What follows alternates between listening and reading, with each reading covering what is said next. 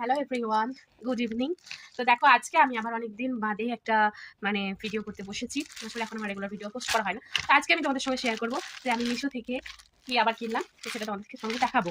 তো আর তোমরা আমার ব্যাকগ্রাউন্ডটা ইগনোর করো, কারণ বুঝতেই পারছো, আর ইগনোর করারও কিছু নেই, কারণ বুঝতেই পারছো যেহেতু বর্ষাকাল, কম বেশি সকলের বাড়িরই একই অবস্থা।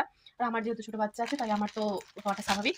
তো চলো তোমাদের সঙ্গে আমি আজকে এই সুন্দর কুর্তিটা দেখাবো এবং আমি নিজেও দেখবো কেমন এসেছে। আমি এখনো পর্যন্ত দেখিনি, আর আমি খুব বেশি এক্সাইটেড যে কোনো জামা কাপড় দেখতে।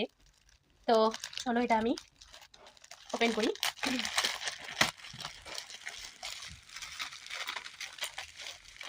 আর বুঝতেই পারছো সব কুর্তি তো আমার হয় না, যেগুলোর একটু সাইজ অ্যাভেলেবেল থাকে, হয়তো ডবল এক্সেল 3XL, আমি সেগুলোই অর্ডার করি, আদারওয়াইজ আমার হয় না। এখন পিওর কটন, আমি কটন বলে অর্ডার করেছিলাম, অনেক ড্রেস কটন বলে অর্ডার করলেও কটন আছে না, মিক্সড আছে, কিন্তু এটা দেখছি পিওর কটন এসছে।